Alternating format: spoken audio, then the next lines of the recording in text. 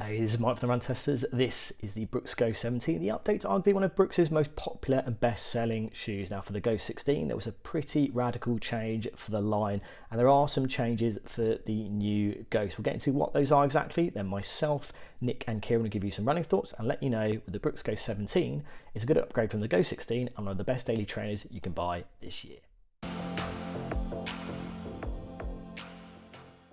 So let's run you through those key Brooks Go 17 stats. Let's start with price, and the new Go sticks to the same £185 price as the Go 16 in the UK, with a $10 increase in the US to take it up to the $150 mark. Brooks has gone from a 12mm drop to a 10mm one, and is now adding more of its DNA Loft V3 foam at both the heel and the forefoot of the shoe.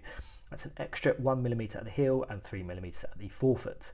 There's been an increase in weight, however, with our men's UK size 8 jumping up almost 20 grams on the same sized Go 16. For the upper, there's a new jacquard mesh one designed to boost comfort and breathability with a raised heel cup to limit issues of rubbing. Down below, Brooks uses a road tack rubber outsole, now with flex screws to deliver strong grip and add to the smoothness of the overall ride.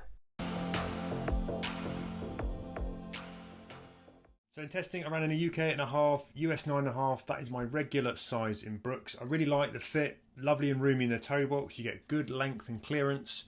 The uppers flex plenty, and that creates, I think, a spacious but not too baggy feel. No trouble with midfoot lockdown, that was all good. The heels held well, and on the miles that I've done, I really approve of the change in the heel collar package here.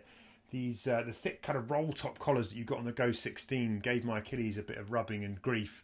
That's been fixed here now. You can see sort of this Achilles bit is sort of sweeps away a little bit more.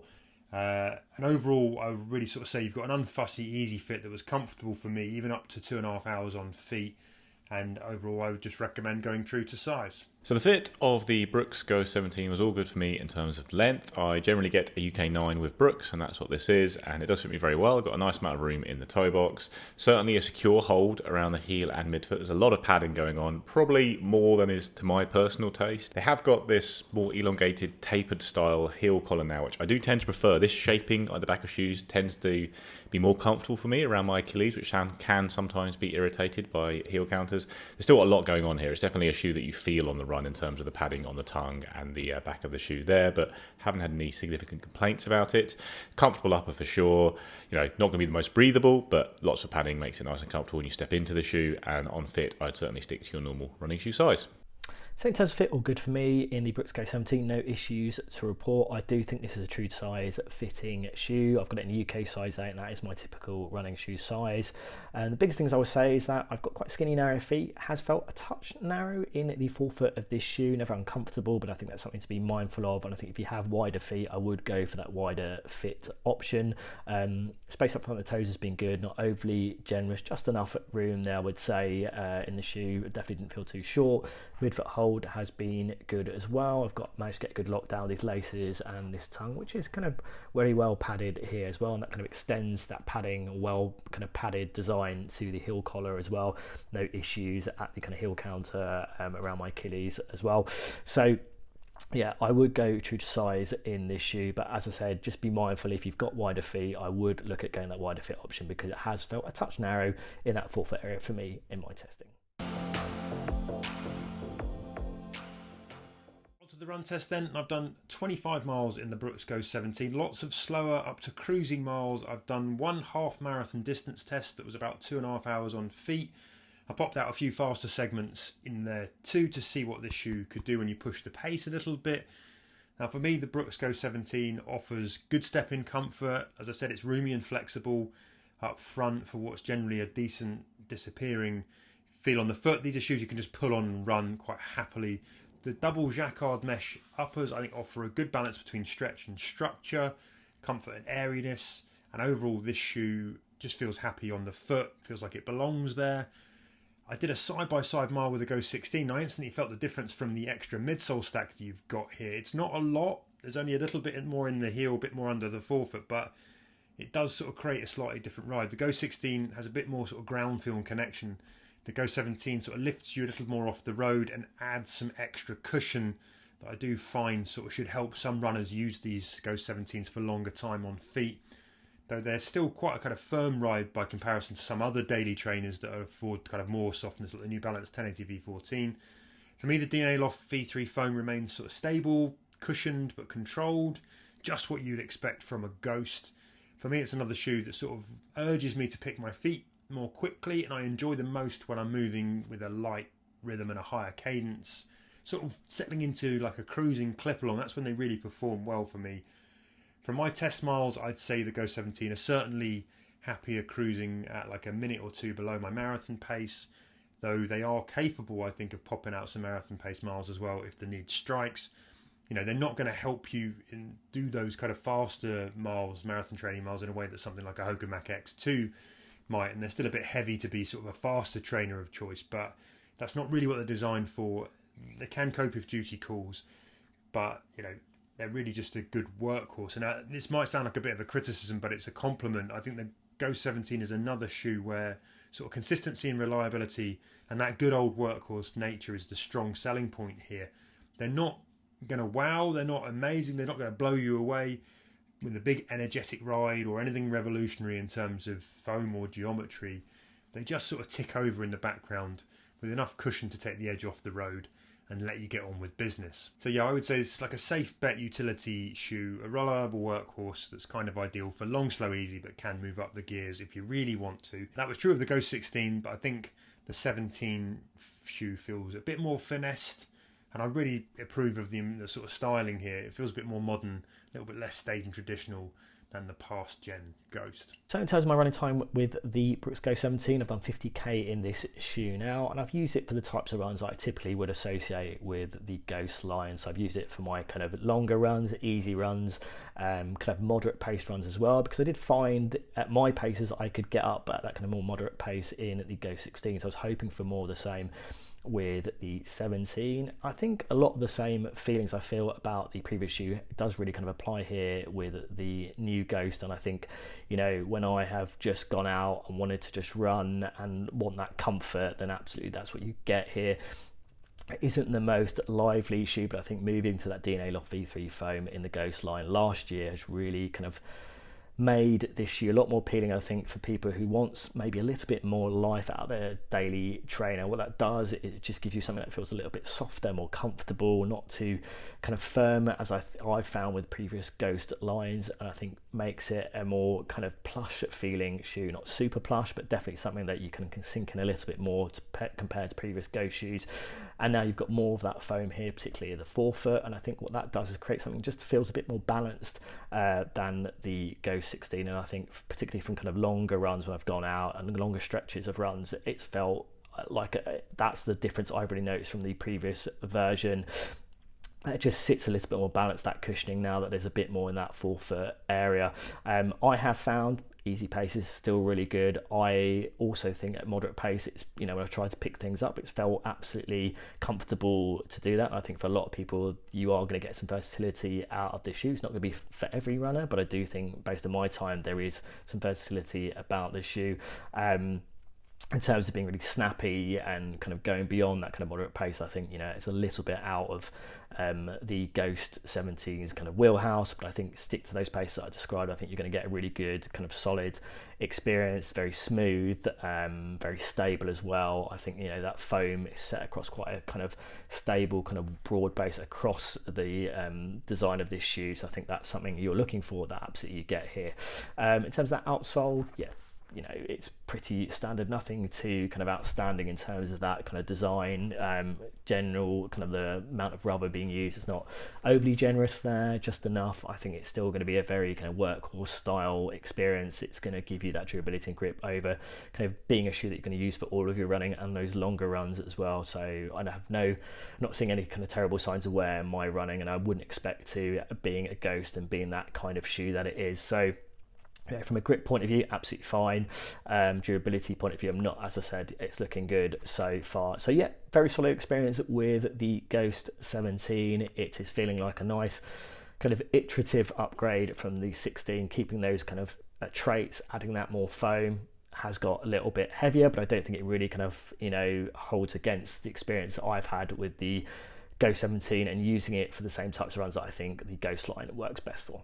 So I've run around 60 kilometers in the Brooks Go 17, using it for a mix of easy and steady training runs, just classic daily training stuff, which the shoe is designed for. I've done a progression run in the shoe as well, and it is very much the Ghost, delivering that dependable, comfortable ride that we come to expect from the line. It's not really going to knock your socks off when you pull it on, but it is always delivering a nice, comfortable, stable base to do your runs on. The platform is cushioned, but it's not overly soft or squishy or anything like that. You're not going to have any trouble with rolling inwards on the shoe. It's a pretty wide base and, like I say, a firmish foam that's comfortable but not too wobbly. And it's a pretty neutral base all around. Like, there's a little bit of responsiveness there. There's a little bit of a forefoot rocker, but nothing's done to extremes. It's all just quite middle of the road stuff. Like I say, dependable, stable, bit of response there. You can run a bit faster against it. You can push against this foam. It's also nice and cushy at the heel, so it's going to provide that protection against the impact of running over long distances. And it's all round. It's just designed to be a shoe that can appeal to the widest range of runners as possible, and that's what this does very well. For me, the shoe is definitely at its best at the easier end of things. You can push up to kind of tempo effort, steady efforts, but you're not really getting a lot back at those speeds. It's a good foam, this DNA Loft V3. I think its best characteristics are the fact that it feels very consistent throughout the entirety of runs, no matter how long they are. It doesn't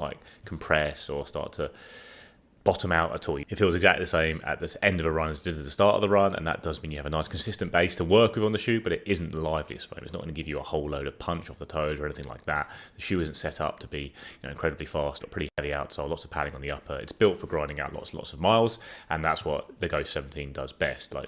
It can be versatile enough, I think, to be your one shoe if you are someone who just likes having a nice cushion daily trainer to do everything in. But if you start to build out a shoe rotation, this would be the shoe for me that would sit at the easy end of it. Even though it's not like a max cushion shoe like lots out there, it is definitely a shoe that prioritises comfort and protection and does a pretty good job of it. Got a pretty good outsole on the shoe as well. It's grip well for me. Nice thick layer. In general, the build quality in the shoe is very good. You expect it to last forever, and it would be a good shoe to have in a rotation just to eat up a lot of miles, but it's not something that really delivered a scintillating experience during the run test.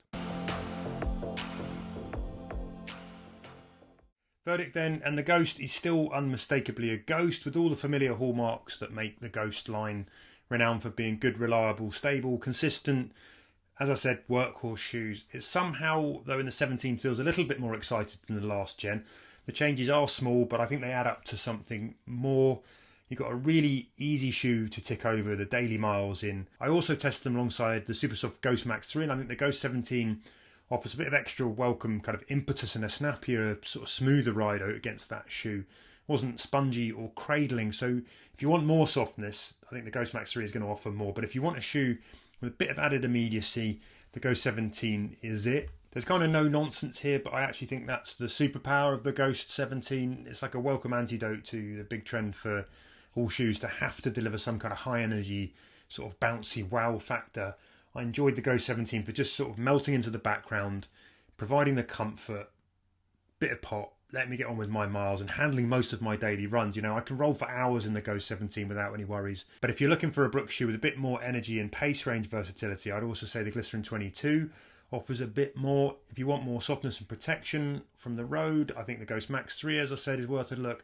Beyond Brooks, I'd put the Saucony Ride 18, Triumph 23, Cumulus 27 in the mix as shoes that could cover similar runs. Maybe the Nike Pegasus 41 in there as well. Verdict, this is another good addition to the Brooks Ghost line. I think it's just another dependable daily trainer that you can pick up for runners of any level. If you're a new runner, it's be a great shoe to do everything in. If you're a more experienced runner, you can pick it up just to ease through a lot of your daily mileage whilst having maybe more sparky, exciting shoes for sessions or races. So the Ghost 16 has pretty similar characteristics to me. It's got a slightly higher drop. I didn't really notice the change in drop that much during the run test of the Ghost 17. I think you'll be able to pick up the Ghost 16 at a pretty big discount, and I would go for that. You've still got that DNA Loft V3 foam, which you haven't got as much of it under the forefoot, but I think it delivers a pretty similar experience, and it's a pretty good experience. Brooks has also got more cushioned, lower drop, slightly more rocket shoes in its lineup, like the Glycerin Max and the Ghost Max 3. I prefer the geometry on those shoes myself. I find the rockers quite smooth, and they have quite similar Brooks characteristics throughout in terms of being a nice, reliable, stable, comfortable daily trainer. But I do tend to prefer in general the slightly more rocket rides you get from them. There's also the Glycerin 22. Brooks is not short of very cushioned shoes. So Glycerin 22 has the DNA tuned midsole foam, which is a bit better. It's a little bit softer at the heel. It's got a little bit more response under the forefoot, but it's not a night and day difference. So if the Ghost 17 is coming in a fair bit cheaper, I think you could probably pick it up and get overall quite a similar experience all round. Then if you're looking outside of the Brooks range, I think of the 10mm drop daily trainers out there, I think the Puma Velocity Nitro 4 is the standout one for me. Like, you've got a much better foam in the midsole of that shoe that's, you know, softer, bouncier, just more responsive, more fun to run in, and a lot lighter as well. So the Puma isn't as stable as the Brooks, but you've got a similar level of cushioning there. I think you've got a better foam there. It's a fair bit cheaper. You know, I'd look at that first if you are looking for a 10mm drop daily trainer. And then if you are happy to look at different drops and different cushioning heights and stuff like that, I think the Asics Novaplast 5 is a slightly better daily trainer than the Ghost 17 as well. It's a bit more comfortable, rolls through very nicely. The foam's not dissimilar to the one on the Brooks, but I think the overall ride experience on the Novaplast 5 was a bit better for me. Another good option would be something like the New Balance Rebel V5, which traditionally has been a more speed-focused shoe, but the latest version is very comfortable and stable, but has a much lighter design than the Ghost 17. It's a lower drop shoe, a little bit of a rocker. I think, again, it's just a bit more enjoyable to cruise around in that shoe at any pace that the Brooks Ghost 17 is, I would say, and it is very stable as well. So that's another good option. There's lots of competition out there for sure. Like, the Ghost 17 is never a shoe that really stands out as the one you must have on the market, but it is the one that you can go to knowing it's going to be a very reliable, long-lasting, you know, solid shoe, and that's going to be the case with the Ghost 17. It's definitely one that can fill a spot in a rotation, do a job. It's built like a tank. So a good option, but I'd probably look at a few other shoes myself first. So my take on the Brooks Ghost 17 is that this is a very ordinary daily trainer in the best possible way. I think if you're looking for a shoe that it is very much a Ghost at heart, very reliable, very comfortable, very stable, a good kind of, you know, long run shoe, and you know that you're going to get something very consistent, then absolutely this is what the shoe here delivers. I think in terms of an upgrade from the Ghost 16, yes, you are getting more of that DNA Loft V3 foam, which I think is a good thing, particularly at that forefoot of the shoe, but it does come at the expense in general of it being a slightly heavier shoe. And I think if you can get the Ghost 16 for less money, I would be going for that, because I think the experience is going to be very similar, and I think it's going to, you know, that has been the most important change for the range. And I think now that the 17 is here, I think look at the 16 and you'll still get a really nice experience, a similar experience to the Ghost 17. Look at other shoes I compare it to. I think it's very close to something like the Hoka Clifton 10 as well, which again, a reliable kind of, you know, no nonsense shoe, not necessarily the most lively, but will work in a similar fashion. Looking at something like the Puma Velocity Nitro 4, which is cheaper, I think it offers a touch more kind of fun and liveliness at those slightly more up tempo, kind of moderate paces. That would be one to look at as well. And it's got a really good outsole grip there. I would probably go for that over the 17, but that's not to say that I've not had a solid time in this shoe. I think if you like the Ghost range, you'll be happy with what you're getting here. I think if you like what happened with the Ghost 16, I think that was a really important change for the line, then I think you're going to like that there's more of the same here and the 17. But as I said, if you can pick up the 16 for less or find it for less, I'd be going for that over the 17.